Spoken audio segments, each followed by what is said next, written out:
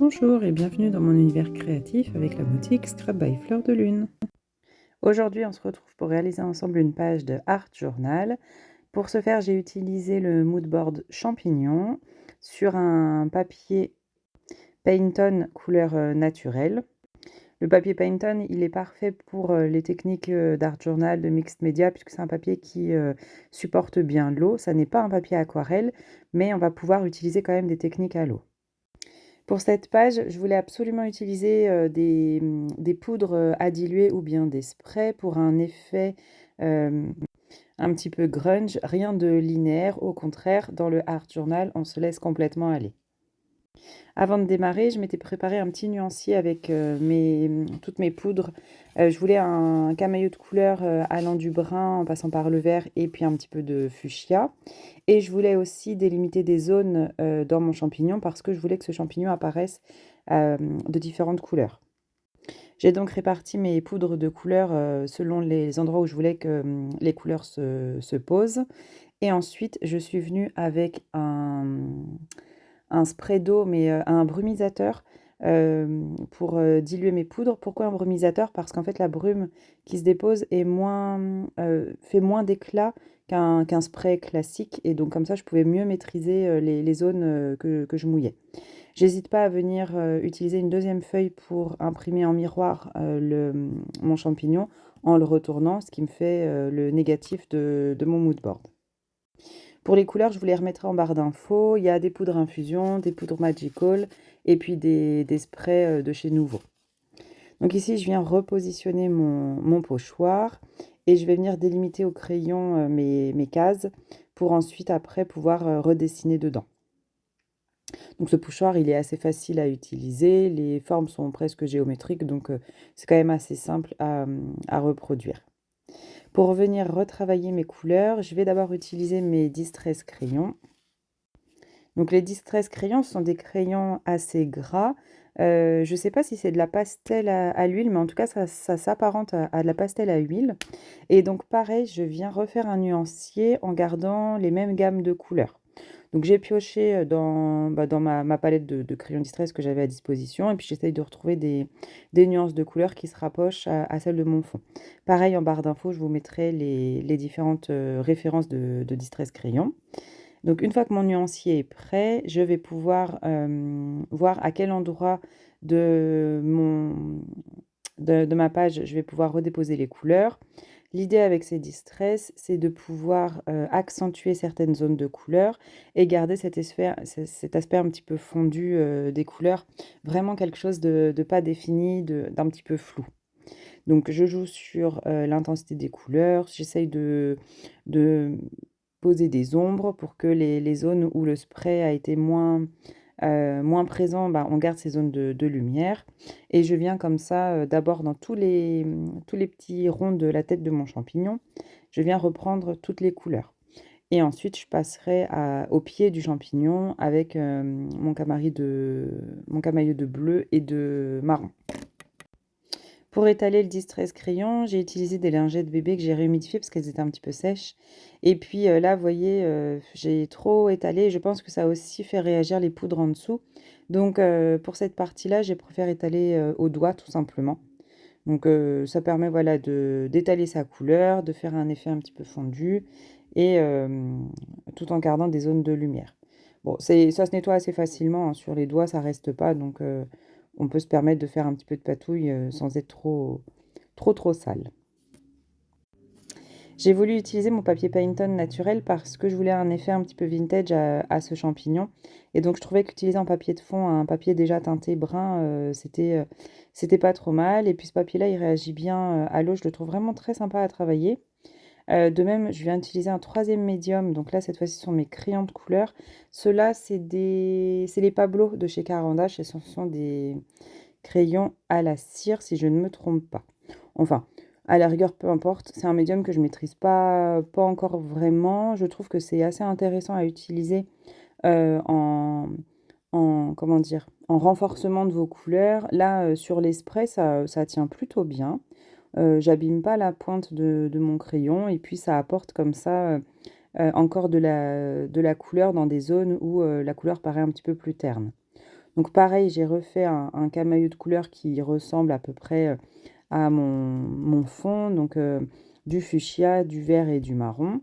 J'ai adapté avec les crayons que j'avais parce que bah, on voit mon nuancier au début, je les ai pas tous, hein, j'en ai quelques-uns de chaque gamme. Ce qui est intéressant avec les crayons de couleur, je trouve, c'est que pour une gamme de rose, par exemple, c'est bien d'en avoir trois, une couleur intermédiaire et puis une couleur plus claire et plus foncée. Comme ça permet de faire les dégradés et on reste dans les mêmes nuances, donc les dégradés paraissent vraiment beaucoup plus jolis.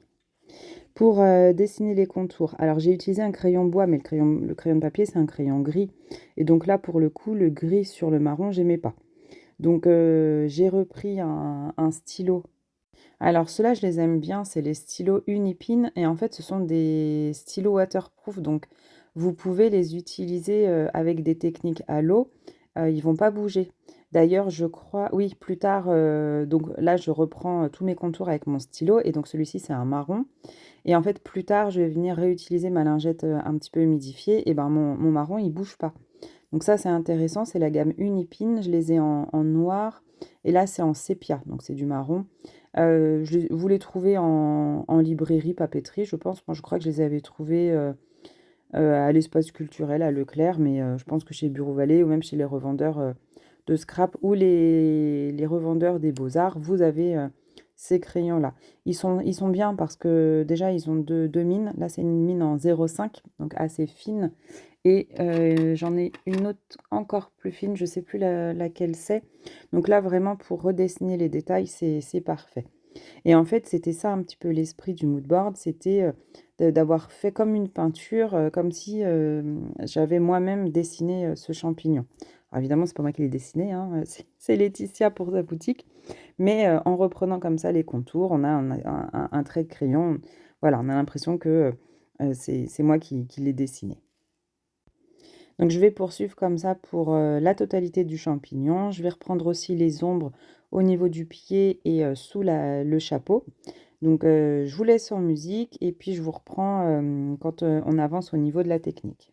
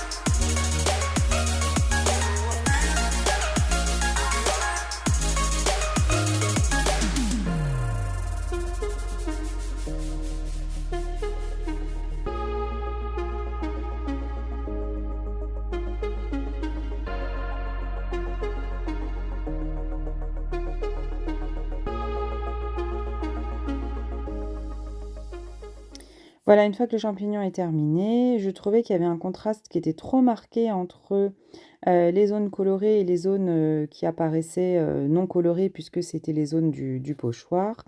Et donc je viens comme ça avec mes crayons Distress apporter de la texture comme s'il y avait des petites nervures au niveau du pied. Donc j'utilise un des marrons et ensuite pour le chapeau, je vais utiliser les trois roses que j'avais sortis pour donner l'illusion d'avoir un chapeau pareil, un petit peu texturé avec un peu de nervure, comme un vrai champignon finalement.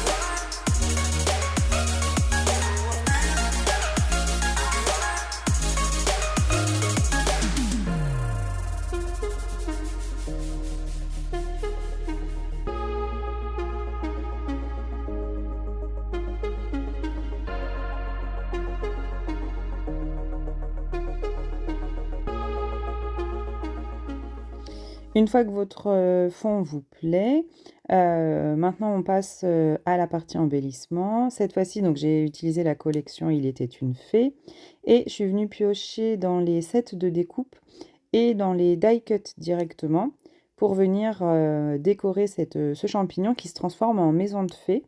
Donc je viens comme ça rajouter mes petits éléments.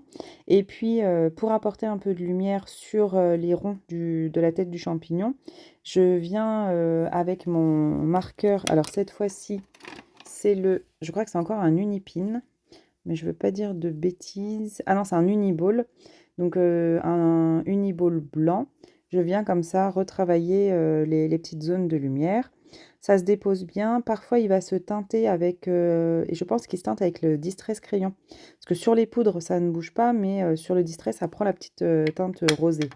Mais on arrive quand même à avoir les zones de lumière. Donc voilà, moi, ça ne m'a pas dérangé. C'est du art journal, donc on n'est pas précis, ça ne me gêne pas. Et puis ensuite, je viens déposer mes die cuts. Et là, je trouve qu'ils ont un intérêt avec ce côté blanc, ce contour blanc, puisque comme ça, ils viennent tout de suite ressortir du fond de page qui est plutôt foncé vintage. Donc, je trouvais ça assez sympa le contraste.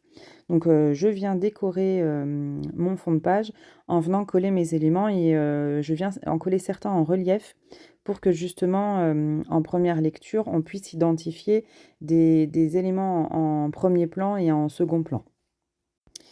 Juste pour info, la petite étiquette Sentiment, c'est une étiquette que la boutique m'avait offert en salon quand j'étais venue faire mes premiers achats sur la boutique.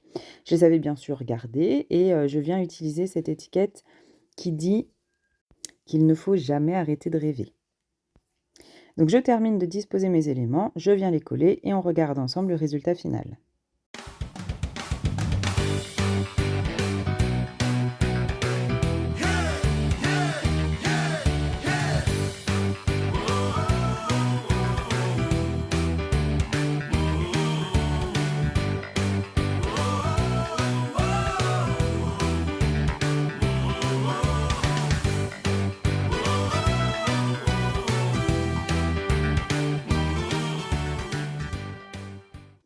J'ai préféré mater ma page de Art Journal sur un fond noir.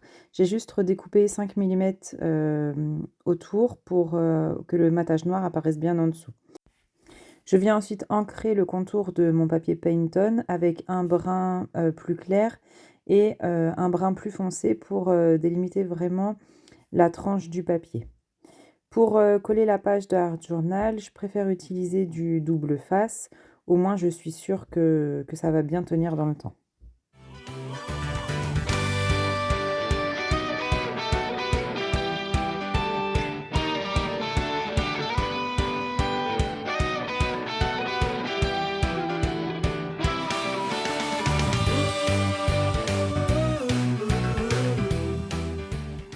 Ici, on aperçoit un mood board, donc c'est un mood board de la boutique également. C'est d'ailleurs le mood board Lune que vous pouvez retrouver en boutique. J'avais commencé avec celui-ci et puis je m'en sortais pas avec celui-ci et je voulais absolument utiliser mon champignon. Donc j'ai utilisé le verso de mon papier Painton pour dessiner mon champignon. Une fois que j'ai fixé mon fond de page, enfin ma page d'art journal sur mon fond de page, je vais venir redisposer mes die cuts. On voit mes petits tas là autour, c'est parce que chaque petit tas correspond à une zone sur laquelle je vais venir les coller. Donc je viens les repositionner et puis j'utilise de la mousse 3D pour mettre en relief certains des éléments pour que ça apparaisse bien en premier plan.